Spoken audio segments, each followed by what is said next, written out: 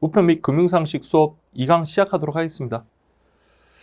자, 여러분들 이번 시간에 우리가 공부해야 되는 거는 통상우편물이거든요. 그래서 통상우편물 그 개념부터 먼저 살펴보도록 하겠습니다.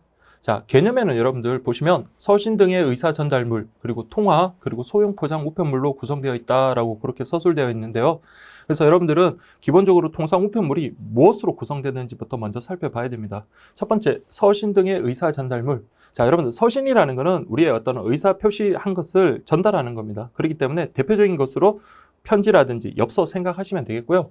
그 외에 이제 의사 전달물이라는 것은 우리 앞에서 공부했듯이 서신 독점의 대상에서 제외되는 것들이 있었잖아요. 그래서 신문이라든지 뭐 신용카드라든지 그런 것들은 의사 전달물로 분류가 되고요. 그다음 세 번째 통화, 뭐 우리 화폐 생각하시면 되겠습니다. 자, 그리고 여러분들 조심하실 게 소형 포장 우편물이 있는데 소형 포장 우편물이라는 것은 작은 물건을 말합니다. 그래서 물건의 경우 작은 물건은 소형 포장 우편물이라고 해서 통상 우편물로 분류하고요. 소포 우편물 같이 큰 물건에 대해서는 소포 우편물로 그렇게 분류를 합니다. 그래서 여러분들 소형 포장 우편물이 통상 우편물이라는 거 꼭 좀 기억을 해 주시기 바랍니다. 그래서 우리 1, 2, 3, 4번 해가지고 분설해서 서신, 의사 전달물, 통화, 소형 포장 우편물 그렇게 설명이 나와 있는데 이거는 그냥 참조하시면 될 것 같아요. 그래서 서신, 의사 전달을 위하여 특정인이나 특정 주소로 송부하는 것으로 문자, 기호, 부호 또는 그림 등으로 표시한 유형의 문서 또는 전달을 말한다. 그리고 의사 전달물이라는 것은 우리 앞에서 살펴본 것처럼 서신, 제외 대상이 됐던 거 그런 것들이 바로 의사 전달물이 되겠고요. 그리고 통화, 소형 포장 우편물. 그래서 여러분들 소형 포장 우편물이라는 거는 자, 물건은 물건인데 가로, 세로, 높이의 합이 35cm가 안 되는 걸 말합니다. 그래서 35cm를 기준으로 그보다 작은 것은 소형 포장 우편물, 그보다 큰 것은 소포 우편물로 그렇게 구분을 한다. 그렇게 먼저 정리를 하시면 되겠습니다. 그러면 통상 우편물의 발송 요건부터 살펴보겠는데요. 자, 어쨌든 통상 우편물의 발송 요건과 관련해서 원칙, 예외 구분하셔야 됩니다. 원칙은 봉함하여 발송하는 게 원칙입니다. 그래서 통상 우편물은 봉투에 넣어 봉함하여 발송하는 것을 원칙으로 한다. 자, 요거는 여러분들 과거에 기출을 한번 됐던 지문입니다. 그런데 원칙이 있으면 예외가 있기 마련이거든요. 자, 원칙이 봉함하여 발송한다면 예외는요, 봉함하지 않고 발송하는 게 되겠죠. 그 첫 번째가 여러분들 어렵게 생각하지 마시고 엽서하고 팩스 생각하시면 됩니다. 그래서 우정사업본부장이 발행하는 우편 엽서, 사제 엽서, 그 외 모사 전송, 즉 팩스 같은 거 그런 것들은 봉함하지 아니하고 발송하는 거다. 그렇게 생각을 하시면 되겠고요.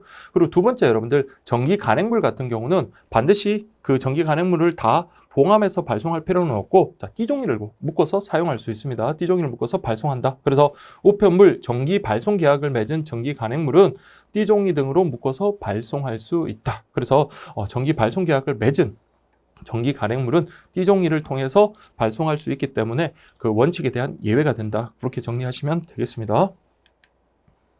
다음 두 번째 여러분들 보시면 우편 이용자는 우편물 접수 시 외부에 이런 것들이 표시되어 있는지 확인해라 라고 그렇게 되어 있는데 근데 이거는 여러분들 외우실 필요가 없는 게 우리가 그냥 편지 쓸 때 봉투에 썼던 거 생각을 해보십시오. 그래서 발송인, 수취인의 성명이랑 주소 그리고 우편 번호 썼던 거 기억나죠? 그런 것들이 있는지 확인을 해야 되겠고요. 그 외에 우리가 우표를 붙이고 그게 소위를 찍잖아요. 그게 바로 우편 요금 납부 표시입니다. 그래서 그런 것들이 제대로 되어 있는지 확인하고 발송한다라는 그런 내용입니다. 그 다음 우리가 봐야 되는 게 통상 우편물의 규격 요건 및 외부 표시 사항이라고 되어 있는데요. 자, 여러분들 예전 같으면 그냥 규격 요건 그리고 권장 요건 쭉 해서 옳은 것 틀린 것 그런 식으로 문제가 나왔겠지만 이번 2019년도 기출에는 규격 외 요금이 부과되는 것이라고 그렇게 나와 있습니다. 규격 외 요금이 부과된다는 말은 규격 요건에 어긋나는 걸 찾으라 이 말이겠죠. 근데 여러분들 공부하실 때 좀 입체적으로 보셔야 되는 게 자, 요 일단 진도 나가기 전에 잠깐 우리 살펴보도록 하겠습니다. 먼저 좀 볼겠는데 첫 번째 보시면 봉투에 넣어 봉함하거나 포장하여 발송하는 우편물의 규격 요건에 되어 있습니다. 그래서 요거는 여러분들 편지 생각하시면 돼요. 편지 같은 경우 봉함하여 발송하는 거잖아요. 그래서 편지의 규격 요건 생각을 하시고요. 그 다음 두 번째 보시면 우정사업본부에서 발행하는 우편 엽서의 규격 요건입니다. 그럼 두 번째는 엽서 생각하시면 되겠고요. 그리고 지금 우리가 보는 거는 규격 요건입니다. 그러면 여기 규격 요건에 부합하지 않는 것은 규격 외가 되고요. 규격 외 요금이 부과된다라는 거, 부과될 수 있다라는 거 그거 살펴보시고 그리고 여러분들이 조심하실 게 자, 4번에 보시면 권장 요건이라고 돼 있어 쭉 내용이 나와 있거든요. 그러면 건장 요건이라는 것은 말 그대로 구속력이 있는 게 아니라 이렇게 했으면 좋겠다라는 그런 의미이기 때문에 건장 요건에 어긋난다 하더라도 규격 외 요금이 적용되거나 그러지는 않습니다. 그래서 이번 시험에 이걸 구별하는 문제가 나와서 학생분들이 좀 많이 어려워했습니다. 그래서 그런 걸 대비해서 여러분들 하나씩 살펴보도록 하겠습니다. 자, 첫 번째 여러분들 편지와 관련되는 규격 요건 보겠는데요. 첫 번째 우리 크기부터 한번 보겠습니다. 그래서 가로, 세로, 높이 내지 두께라고 하겠죠. 그런 것들을 살펴보도록 하겠는데, 자, 세로 보시면 최소 90mm, 최대 130, 그리고 가로는 최소 140, 최대 235, 두께가 0.16에서 최대 5mm라고 되어 있는데, 이걸 여러분들 단순히 그냥 눈으로 보고 그냥 이거 하나만 달랑 외워가지고는 시험에 적용하기가 상당히 어렵습니다. 특히 엽서에 있어가지고 크기, 그 요건이 다르거든요. 그렇기 때문에 반드시 편지하고 엽서의 그 규격 요건 반드시 같이 비교해서 정리를 하셔야 됩니다. 그래서 우리 아직 엽서를 보지는 않았지만 지금 먼저 한번 정리를 하고 그리고 엽서 파트 때 다시 한번 확인을 한번 해보도록 하겠습니다. 그래서 우리 편지, 자, 이게 봉함하는 거죠. 봉함하는 거. 그 다음 엽서 보겠습니다. 자, 그래서 여기는 가로, 세로, 두께 이렇게 구분 한번 해보겠습니다. 자, 근데 여러분들 그 편지랑 엽서의 규격 요건을 정리하기 앞서가지고 잘 먼저 숫자 하나는 기억을 해야 돼요. 시작점이 되는 것. 그래서 90, 140은 기억을 하셔야 됩니다. 자, 우리 가로, 세로, 직사각형 형태에서 우리 짧은 건 뭐예요? 세로죠. 그러니까 세로에다가 90. 그다음에 가로 140. 요거는 여러분 꼭 기억을 하셔야 됩니다. 90mm, 140mm. 자, 우리 편지든 엽서든 규격 요건에서 최소 요건은 가로, 세로가 똑같아요. 그러면 엽서 역시 마찬가지 90에서 140 이렇게 90, 140 그렇게 잡아주시고요. 자, 그 다음에 우리가 또 살펴봐야 되는 게 120, 130이 있습니다. 그래서 우리 편지하고 엽서가 있는데 여러분들 120, 즉 여러분들이 구분하실 게 먼저 가로와 세로의 길이 차이 생각을 하시고요. 그래서 우리 일반적으로는 가로가 기니까 뭐 90, 140을 기억하실 때 140이 가로라는 건 그렇게 어렵지 않습니다. 그리고 엽서와 봉투에 있어가지고도 우리 세로의 길이의 최대 길이는 엽서보다는 편지가 더 길다라는 것, 그걸 생각을 하셔야 돼요. 그래서 우리 엽서나 120, 그리고 여기가 130. 그렇게 기억을 하시면 되겠습니다. 그래서 여기 90과 120의 차이가 30이듯이 엽서 역시 가로의 길이도 170, 140과 170 이렇게 정리를 하시고요. 그리고 마지막으로 가장 긴 게 편지에 있어서의 가로의 최대 요건인데 최대 길이는 자, 우리 여성분들의 신발 사이즈 235 이렇게 생각을 하시면 되겠습니다. 자, 그러면 여러분들 자 90하고 140 최소 요건은 똑같습니다. 그리고 엽서가 편지보다 세로의 길이가 최대 길이는 짧을 수 있다. 그래서 여기 120, 130 잡아주시고요.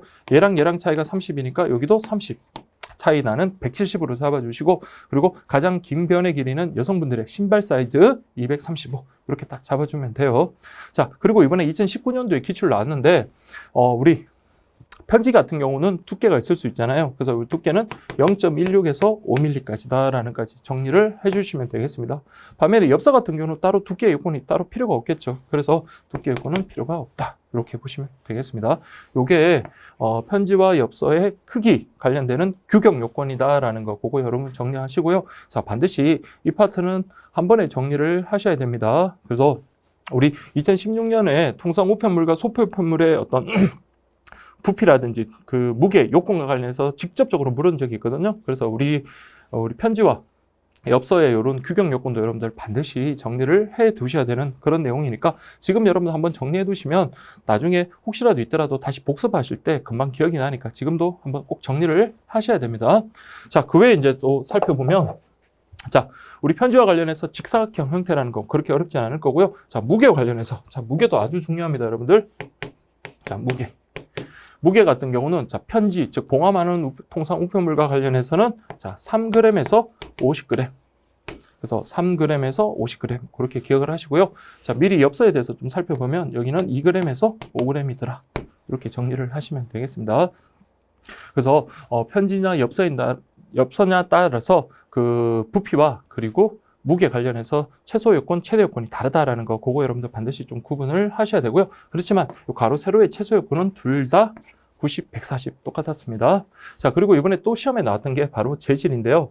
우리 편지 봉투 한번 생각해 보십시오. 편지 같은 경우는 재질이 어다? 자, 종이죠, 종이. 종이고 비닐은 아닙니다. 이번에 시험에 비닐이 나왔는데 다만 비닐이 될 수 있는 예외적인 경우가 있죠. 창문형 봉투 같은 경우는 안이 훤히 들여다 보여야 되기 때문에 비닐 같은 경우는 예외적으로 될 수 있지만 원칙적으로는 종이가 우리 규격 요건에 맞는 재질이다라는 거 그거 기억을 해 주시면 되겠습니다. 자, 그리고 그 외 요건들 좀 살펴보도록 할게요. 그리고 우편 번호와 관련해서 가장 중요한 것은 자, 2016년도까지는 우편 번호가 6자리였는데 2016년 이후부터는 우편 번호가 5자리로 그렇게 변경이 됐습니다. 그래서 우편 번호 5자리를 정확하게 기재를 해야 되고요. 일체 가려짐이 없어야 된다. 그리고 우편 번호 관련해서는 상하 좌우 4mm 정도 이상의 여백을 남겨두라. 그래서 이 여백을 남겨두는 이유는 뭐 가려짐이 있거나 그렇게 나타나는 걸 방지하기 위한 거겠죠. 자, 그렇게 보시고요. 그 외 위치 보시면 위치 여러분 한번 생각해 보십시오. 그래서 편지 봉투에서 보내는 사람의 그 우편 번호는 보내는 사람 주소라든지 성명 밑에 그렇게 기재를 했었고요. 그리고 받는 사람 역시 마찬가지입니다. 그걸 여러분들 나타낸 거니까 한번 확인하시면 되겠습니다. 자, 그리고 당연히 우편 번호를 쓰는 란에는 우편 번호 외에는 다른 거를 표시하는 것은 허용되지 않습니다. 그리고 칸으로 표시할 때는 5개의 칸으로 구성해라. 뭐 어려운 내용은 아니니까 여러분들 한번 읽어보시면 내용을 충분히 이해를 하실 수 있을 겁니다. 자, 그리고 여러분들 또 살펴봐야 되는 게 표면 및 내용물이라고 해가지고 특히 여러분들 인강물질, 형광물질 그런 것들은 사용할 수가 없습니다. 그래서 문자, 도안 표시에 발광, 형광, 인강물질은 사용할 수 없고요. 그리고 우리가 봉해야 될 때 그 봉할 때 사용하는 것으로서는 풀, 접착제는 가능합니다. 특히 이번 시험에 접착제가 나왔는데 접착제는 사용이 가능한 거예요. 그렇지만 스테이플이라든지 핀이라든지 리벳 같은 경우는 이게 튀어나왔잖아요. 그러다 보니까 이 자체 우편물에도 발송할 때 문제가 생길 수 있지만 다른 우편물에 손상을 가할 수가 있단 말이에요. 그렇기 때문에 풀이랑 접착제는 사용이 가능하지만 스테이플이나 핀, 그다음에 리벳 같은 거 그런 것들은 사용할 수 없다. 그렇게 여러분들 기억하시면 되겠고요. 그리고 당연히 우리 봉하는 우편물에서는 상하 좌우 모두 봉해져야 된다. 그렇게 보시면 되겠고요. 그리고 여러분 또 주의하실 게 특정 부분이 튀어나오거나 그리고 눌러찍기, 돋아내기, 구멍 뚫기 이런 것들은 할 수가 없습니다. 다만 자, 이거 중요합니다. 예외적으로 종이나 수입, 인지 등을 완전히 그러니까 어느 정도 여백이 남는 그런 게 아니라 완전히 붙여서 하는 경우는 괜찮습니다. 그런 경우는 괜찮고요. 그리고 점자 같은 기록은 허용이 된다는 거. 그래서 여러분들이 이 파트 공부하실 때는 허용되는 거하고 허용되지 않는 걸 반드시 구분하시면 됩니다. 그래서 우리 허용되는 거는요. 풀이랑 접착제 사용하는 거 가능하고요. 그리고 점자 기록이라든지 아니면 완전히 접착해서 붙이는 그런 경우는 가능하다라는 거, 그게 가능하고요. 그 외 형광물질, 발광물질, 인광물질 그런 것들은 사용할 수 없고요. 그리고 튀어나오는 것들 있죠. 스테이플, 핀, 리벳 같은 도드라진 것 그런 것들은 사용할 수 없고 그리고 튀어나온 것, 눌러찍기, 돋아내기, 구멍 뚫기 이런 것들은 허용되지 않는다. 그래서 이게 허용되는 것과 허용되지 않는 것 반드시 구분하시면 되겠습니다. 근데 지금 우리가 보는 게 바로 규격 요건과 관련되는 거거든요. 그래서 이런 규격 요건에 어긋나게 될 경우 규격 외 요금이 적용될 수 있다. 그렇게 여러분들 정리해 주시면 되겠습니다. 자, 그다음 마지막으로 볼게. 자, 요즘 우편물과 관련해서 기계 처리가 가능한데 그 기계 처리를 위한 어떤 여백 공간을 남겨두라. 그래서 이거는 참조만 하시고요. 나중에 이런 구체적인 수치 같은 경우는 나중에 우리 정식 공고가 났을 때 그때 암기를 하셔도 늦지 않으니까 지금은 그런 게 있구나 정도만 보셔도 되겠습니다. 다음 두 번째 이제 볼게요. 우리가 엽서에 관한 규격 요건인데요. 자, 엽서 관련해서 크기라든지 무게는 우리 옆에서 아까 앞에서 살펴봤습니다. 그래서 그 비교하면서 같이 보도록 할게요. 그래서 가로, 세로의 최소 요건은 똑같습니다. 90, 140. 그래서 90, 140. 그다음에 최대는요. 120, 170 이렇게 됐죠. 그래서 이거는 엽서하고 봉투하고 한 번에 정리를 하시라 그랬습니다. 두께는 별도의 요건이 없을 거고요. 형태는 마찬가지로 직사각형 형태가 되어야 됩니다. 그래서 별도 봉투에 봉함하지 않은 그런 상태, 그게 바로 엽서다. 그래서 무게 관련해서 우리 봉투에 넣어서 봉함하는 거는 3g에서 50g이었다면 우리 엽서 같은 경우는 최소 2g, 최대 5g 그렇게 여러분들 정리하시면 되겠고요. 재질은 봉투와 마찬가지로 우리 종이로 되어야 한다라는 거 그렇게 정리하시면 되겠습니다.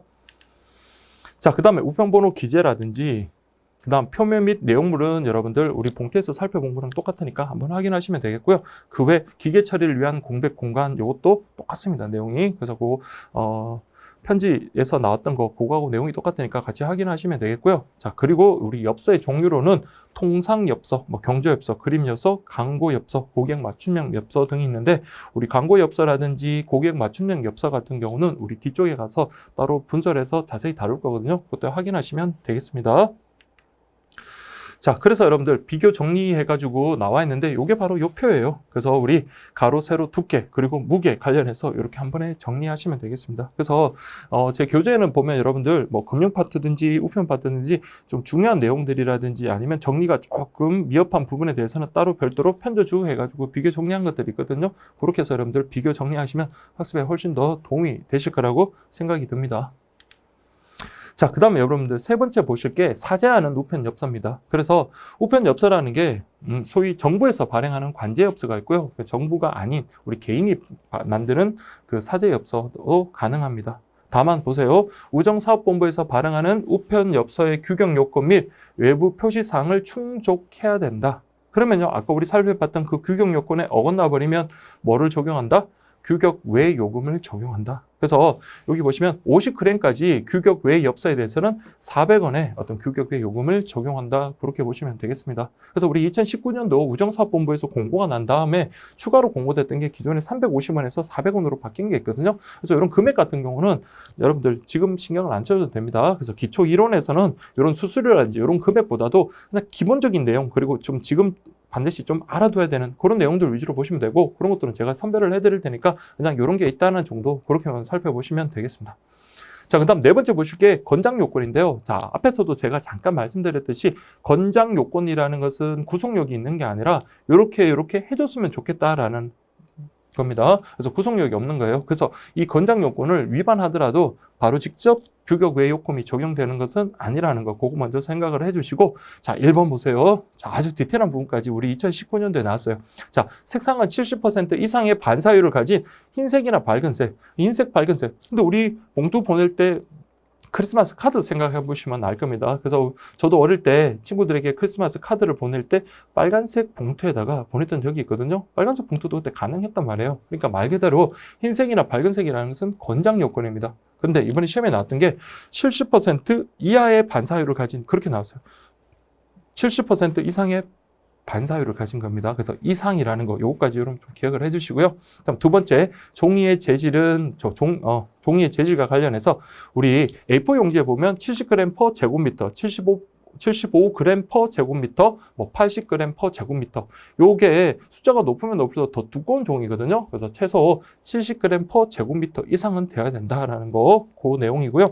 그다음 두 번째 보시면 불투명도가 75% 이상. 자, 여러분들 그 봉투라든지 엽서라든지 이런 것들과 관련해서 불투명도, 그러니까 투명해버리면 봉투 같은 경우는 안에 혼이 다 들여다 보이잖아요. 그렇기 때문에 불투명도가 75% 이하가 아니라 이상이라는 거. 반면에 창봉투 창문이라고 되어 있습니다. 창봉투 창문이라는 것은 안이 혼이 들여다 보여야 되겠죠. 그러면 불투명도가 높으면 안 됩니다. 그래서 불투명도가 20% 이하라고 되어 있습니다. 그래서 여기 이상이냐 이하냐 이런 거 꼭 구분하자라고 했는데 이번에 여기서 70% 이하 반사율로 이번에 2019년도에 기출이 됐습니다. 그래서 이런 것들도 여러분들 이해하시면서 보면 그렇게 어려운 내용은 아니니까 그렇게 살펴보시면 되겠고요. 그 외 정해진 위치에 우표를 붙이거나 우편 요금 납부 표시를 해야 된다. 그렇게 보시면 되겠고요. 그다음 네 번째 보시면 봉투 뒷면, 우편 엽서 기재란, 띠종이 앞면의 윗부분 2분의 1과 뒷면 전체 등 소위 말해서 허락된 공간에만 원하는 사항을 표시할 수 있다. 그게 권장 요건이고요. 그 외에 우편물의 뒷면, 우편 엽서에 허락된 부분이라면 광고가 가능하다. 자, 우리 광고 가능한 거 여러분들 우편물의 뒷면입니다. 앞면이 아니라 뒷면이고요. 그리고 엽서 같은 경우는 허락된 부분에 광고가 가능하다. 그렇게 보시면 되겠습니다. 자, 그리고 우편 엽서에는 자, 평판으로 인쇄를 하고 다만 사제 엽서의 경우는 예외적이다. 그다음에 참조하시면 될 것 같아요. 다음 7번 보시면 전기 간행물 등을 묶어서 발송하는 띠종이 요건과 관련해서 그런 내용들이 있는데 자, 이거는 여러분들 그냥 지금 우리 기초 강의에서는 가볍게 보셔도 될 것 같습니다. 그래서 띠종이 같은 경우는 신문 형태의 전기 간행물의 경우는 이런 요건이 충족돼야 되고 그러나 다른 형태의 전기 간행물류 같은 경우는 자, 우편물을 전부 덮는 크기의 띠종이어야 된다. 그래서 띠종이와 관련해서는 신문 형태냐 아니면 다른 형태냐 이 양자를 좀 구분하시기만 하면 돼요. 그래서 그 적용되는 방식이 다르다. 그래서 우리 신문 같은 거 여러분들 보낼 때 그 어떻게 보내든가요? 띠종이를 갖다가 전체를 다 싸지는 않잖아요. 그래서 가운데 부분을 이렇게 띠종이로 감싸서 그렇게 보내는 거 생각하시면 이해가 되실 겁니다. 그 밖에 사항과 관련해서 우편물 아랫부분을 고정하여 즉 움직이지 않게 밀착을 해야 되겠고, 신문 형태의 경우 발송인 주소, 성명, 우편번호는 자 어디에 기재한다? 뒷면에 기재한다는 거 꼭 기억을 하십시오. 그래서 신문 형태의 띠종이 생각하시고, 그리고 뒷면에다 기재한다. 그렇게 보시면 되겠고요. 그리고 신문 형태가 아닌 정기 간행물의 크기가 A4 그 크기 이하인 경우에는 우편물 원형 그대로 띠종이를 사용할 수 있고요. 다만 접어둔 상태가 편편하고 균일한 것은 접어서 발송이 가능하다. 그래서 이게 크다 그러면 접어서 우리 그렇게 평평하다면 그렇게 보내는 것도 가능하다라는 그런 내용입니다. 그래서 이 내용들은 그냥 여러분들 좀 한 여러 번 읽어보시면 그 내용을 숙지하는 데는 크게 어려운 내용은 아닐 겁니다. 자, 그 다음에 5번 보시면 통상 우편물 규격 외 취급 대상이라고 되어 있는데, 자, 우리 앞에서 요런 요건들 있죠. 요걸 위반해버리면 규격 외 취급을 한다라는 그런 내용이고요. 근데 이번 시험이 어렵게 느껴진 것은 그냥 요게 위반되면 규격 외 요금을 적용한다라는 그런 공고가 있었으면 학생분들이 그나마 덜 어렵게 느껴졌을 건데, 이런 말은 없이 그냥 이런 식으로만 표현됐는데 문제에서는 규격 외 요금이 적용되는 것 이렇게 질문을 하니까 학생들이 뭘 묻는지 잘 모르는 경우가 많았다라고 하더라고요. 그래서 그런 것들을 대비해서라도 좀 꼼꼼히 봐둬야 될 그런 내용들입니다. 자, 그 다음에 여러분들 보시면 최대 용적이라고 되어 있는데요. 그래서 2016년도에 대놓고 물었던 내용인데, 요거는 여러분들 그 똑같은 내용이 다음 장에도 있거든요. 그때 이제 자세히 살펴보도록 하겠습니다. 그래서 통상 우편물과 관련해서 서신 등의 의사 전달물, 통화, 그리고 소형 포장 우편물의 어떤 규격 요건이 다르단 말이에요. 그 크기 다르니까 그거는 다음 단원에 표로 정리된 게 있으니까 그걸로 여러분들 우리 살펴보도록 하겠습니다. 자, 그 다음 우리가 봐야 되는 게 소포 우편물인데요. 자, 소포 우편물이라는 것은 통상 우편물 이외의 우편물을 소포 우편물이다. 그렇게 생각을 하시면 되겠고요. 그 소포 우편물도 보편적 우편 서비스의 대상이 되죠. 다만 통상 우편물 같은 경우는 2kg을 기준으로 하고요. 소포 우편물 같은 경우는 20kg을 기준으로 한다. 그래서 2kg 초과 그리고 20kg 초과하는 우편물에 대해서는 보편적 우편 서비스, 선택적 우편 서비스 그렇게 구분하실 수 있습니다. 그런데 지금은 소포 우편물이니까 20kg을 기준으로 하겠죠. 그래서 20kg 이하라면 보편적 우편 서비스의 대상, 20kg을 초과하는 소포 우편물 같은 경우는 선택적 우편 서비스의 대상. 자, 그 내용 우리 앞에서 살펴봤습니다. 자, 그 다음에 여러분 보실 게 취급 대상국과 관련해서 서신 등의 의사 전달물, 통화 이외의 물건을 포장한 우편물, 한마디로 통상 우편물이 아니면 소포 우편물이다. 그렇게 생각을 하시면 되겠고요. 자, 이거는 기억을 하세요. 자, 노트는 노트인데 아무런 어떤 글자라든지 그런 게 없어요. 그러면 이건 의사 전달물로 볼 수 없겠죠. 그렇기 때문에 백지 노트 같은 경우는 자, 이거는 소포로 취급한다라는 거. 그래서 소포 우편물로 취급한다는 거 꼭 기억하시고, 그리고 통상 우편물과 소포 우편물을 구분하는 기준은 절대 중량이 아닙니다. 중량이 아니라 크기에 따라서 소형 포장 우편물과 소포 우편물로 나눈다. 그리고 소형 포장 우편물 같은 경우는 통상 우편물로 분류한다라는 까지 그렇게 정리를 하시면 되겠습니다. 그래서 가로 세로 높이가 35cm 있나 요기에 따라서 여러분들 소형 포장 우편물과 소포 우편물로 나뉜다는 거 꼭 기억을 하시고요. 요 구분 기준과 관련해서는 우리 다음 시간에 살펴보도록 하겠습니다. 자, 세 번째도 중요합니다. 소포 우편물에는 원칙적으로 서신을 넣을 수가 없어요. 그래서 우리 편법으로 소포 우편물 안에다가 막 편지 같은 걸 다량으로 넣거나 그렇게는 할 수 없습니다. 그렇지만 그 소포 우편물의 내용물에 그 필요한 것들이 있죠. 뭐 사용 설명서라든지 아니면 감사 인사 메모 같은 그런 것들은 같이 보낼 수 있다까지 그렇게 정리를 하시고요. 그래서 여기까지가 바로 그 내용입니다. 그래서 관련 있는 납품서, 그다음 영수증, 설명서, 감사 인사 메모 같은 경우는 소포 우편물에다가 함께 넣어서 발송할 수 있다. 그렇게 이해를 하시면 되겠습니다. 그 다음 제한 중량 및 용적이라든지 요것도 여러분들 우리 3단원 가서 공부를 할 거예요. 그래서 특히 그냥 딱 가볍게 보면 요거는 30kg까지 가능합니다. 그리고 뭐 최대 크기라든지 이런 것들, 최소 크기 이런 것들은 우리 3단원 가서 다시 중복이 되니까 그때 가서 살펴보도록 하겠습니다. 자, 그러면 이제 우리 소포 우편물과 관련해서 접수를 봐야 되는데, 자, 특히 소포 우편물 같은 경우는 물건이잖아요. 그 물건이 위험성이 있는 물건일 수도 있기 때문에 그 내용품에 대한 어떤 검사가 필요합니다. 그래서 여러분 보시면 내용품 문의라고 되어 있죠. 그래서 아무리 여러분들 접수를 담당하는 우리 직원이라 하더라도 함부로, 그러니까 임의적으로 개봉할 수는 없습니다. 그럼 내용품에 의심이 있으면 물어봐야 되겠죠. 그리고 근데 그 대답을 들었지만 그 내용품에 내용물하고 그 사람의 대답이 좀 다르다고 생각이 되면 계피를 요구할 수 있고요. 그때 계피 요구에 불응하면 그제서야 접수를 거부할 수 있는 겁니다. 자, 그래서 여러분들 보세요. 폭발물, 인화물질, 마약류 등의 우편 금지 물품이 포함됐는지 그런 거 확인할 수 있고요. 그 외에 다른 우편물을 훼손시키거나 침습을 초래할 가능성이 있는지 여부. 그래서 이게 안에 뭐 액체라든지 아니면 뭐 김치 같은 그런 것들이 만약에 배송 도중에 어떤 파손이 되어버리면 다른 우편물에까지도 오염이 될 수 있잖아요. 그래서 그런 것들 확인을 한다라는 그런 내용이고요. 그리고 의심 우편물에 계피가 아니라 계피 요구라고 되어 있죠. 그래서 내용품에 대해서 자 물어보겠죠. 이 안에 내용품이 뭐냐고 물어봤을 때 그 내용품의 대답이 허위로 지금 대답을 한다라고 의심이 드는 경우에는 계피, 자, 열어보라고 요구할 수 있고요. 그 계피 요구에 대해서 거부한다면 접수도 거절할 수 있다라는 그런 내용입니다. 자, 세 번째 보시면 여러분들 우편물의 포장 상태 검사라고 되어 있는데요. 자, 여러분들 뭐 요거는 기본 상식선에서 여러분들 판단해도 돼요. 그래서 보시면 내용품의 성질, 모양, 용적, 중량 및 송달 거리 등에 따라 송달 중에 파손되지 않고 다른 우편물에 손상을 주지 않으며 질긴 종이 등으로 튼튼하게 포장했는지 확인하는 것. 이건 당연한 거잖아요. 그렇죠? 그래서 여러분들 이런 거는 그냥 가볍게 읽고 가면 되겠고요. 그리고 이제 요금 납부 방법과 관련해서 여러분들 살펴보시면 등기 소포 같은 경우는 현금, 우표, 우편 요금을 표시하는 증표, 신용카드, 그리고 정보통신망을 이용한 전자화폐, 전자결제 등으로 증납 또는 후납으로 납부 가능. 한마디로 뭡니까? 모든 방법이 다 가능하다라는 그런 내용입니다. 그래서 뭐 현금으로 내든 아니면 우표로 내든 아니면 카드로 내든 모든 것이 납부 방법으로서 인정이 된다라는 그런 내용이고요. 그리고 또한 우표로도 납부가 가능한데 자, 우표 납부 방법에는 두 가지가 있습니다. 또 우표 자체를 전해주는 우표 납부가 있고요. 그 다음에 우표를 우편물에 붙여서 내는 우표 첩부가 있습니다. 자, 그래서 우표 납부, 우표 첩부 이렇게 구분하시면 되겠고요. 그리고 우리 나중에 소포 우편물과 관련해서 일반 소포 우편물 같은 경우는 자, 우리 우표 첩부 그리고 등기 소포 같은 경우는 우표 납부가 원칙이다라는 거 보고 그때 살펴보도록 하겠습니다. 자, 그리고 여러분들 착불 소포 뭐라고 우리 여러분들 쇼핑몰 통해 가지고 온라인 쇼핑몰을 통해서 착불 소포 이런 것들 많이 받아 보셨을 거예요. 그래서 착불 소포라는 것은 발송인이 요금을 납부하는 것이 아니라 수취인이 우편물을 받으면서 납부하는 거다라고 그렇게 이해를 하시면 되겠습니다.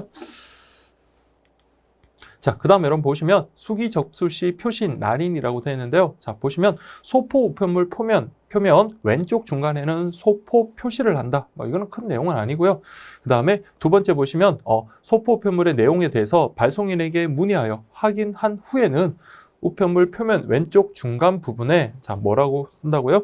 내용 문의 끝냄이라는 그런 표시를 해두면 아 이것은 내용품에 대한 확인이 끝났구나라는 것을 누구나 다 알 수 있겠죠. 자, 그런 내용들이니까 이건 크게 중요한 내용은 아닌 것 같습니다. 그냥 한번 읽어보시고 여러분들 이해하시면 되는 그런 내용입니다.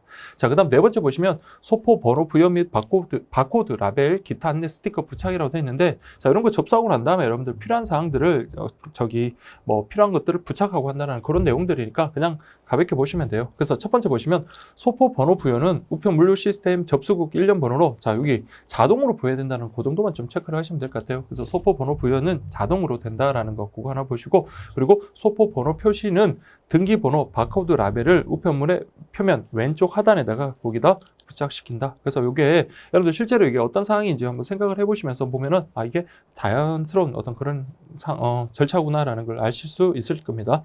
세 번째 보시면 요금별 혼합 등기 소포는 자 우편물의 표면 오른쪽 윗부분에 요금별 혼합 표시를 난인하고 접수 번호, 접수 우체국 및 중량을 기재한다. 그래서 우리 혼합 우편물과 관련해서는 따로 이제 단원을 따로 해서 공부를 하도록 하겠습니다. 그래서 한 우편물을 보낼 때마다 요금을 계산하는 게 아니라요. 미리 어떤 담보금을 제공을 하고 그 한 달을 걸 정산을 하는 거예요. 그 다음 달 20일에 그 우편물의 실제 이용 금액을 정산하는 그런 방식이 바로 혼합인데 자, 혼합 등기 소포와 관련해서 이런 식의 어떤 절차가 필요하다는 거 읽어보시면 될 것 같습니다.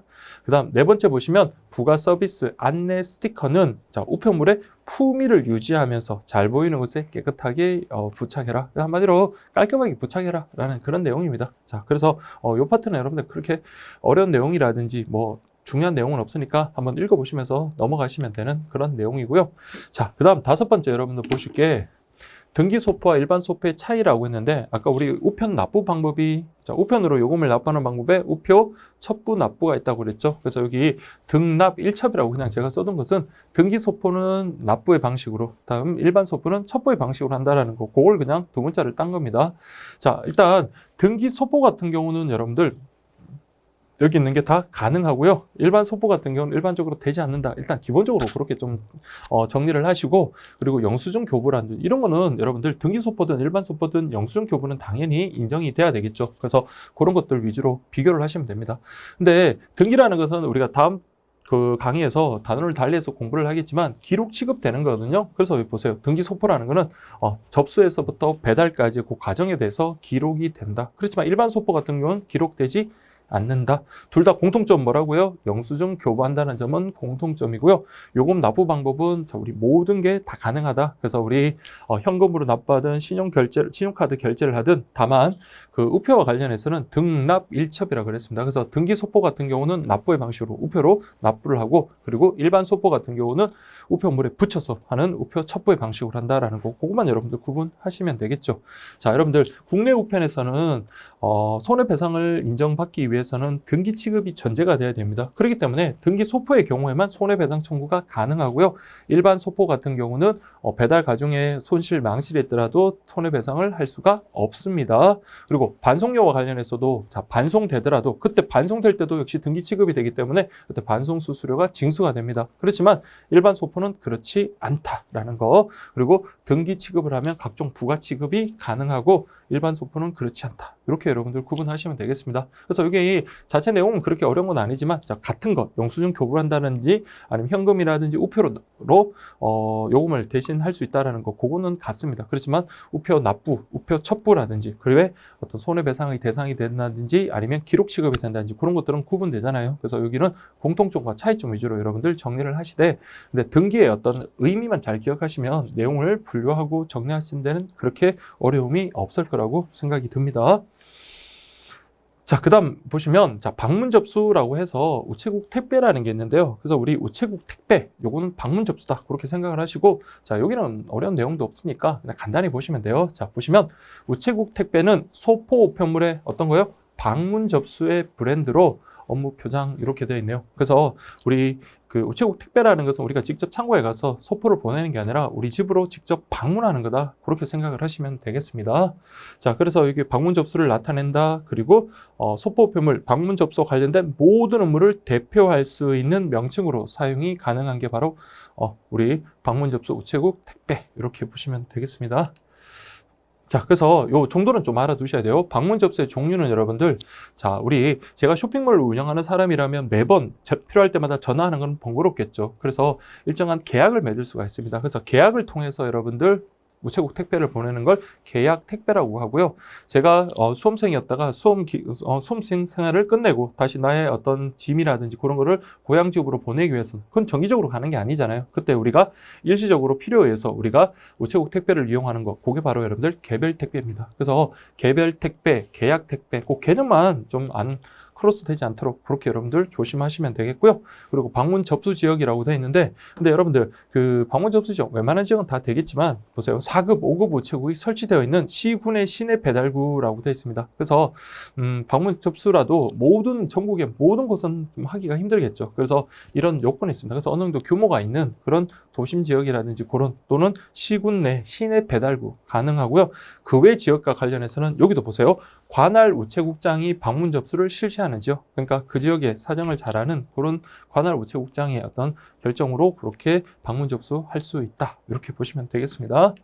자, 그 외에 여러분들 보시면 이용 방법이라고 되어 있는데요. 이거 다 된다. 이렇게 생각을 하시면 돼요. 그래서 전화로 접수 신청할 수 있고요. 다음에 인터넷으로도 가능하다.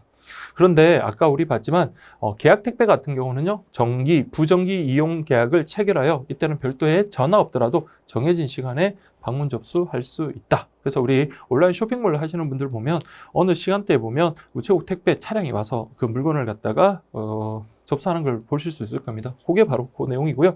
당연히 그 착불, 즉 요금 수취인 부담도 가능하다. 그렇게 정리하시면 되겠습니다. 그래서 그 우체국 택배와 관련해서는 여러분들 그동안 뭐 기출됐던 적도 없고, 다만 여러분들 그 계약 택배인지 개별 택배인지 그 정도 내용만 여러분들 정리하시면 되겠습니다. 자, 여기까지네요. 수고하셨습니다.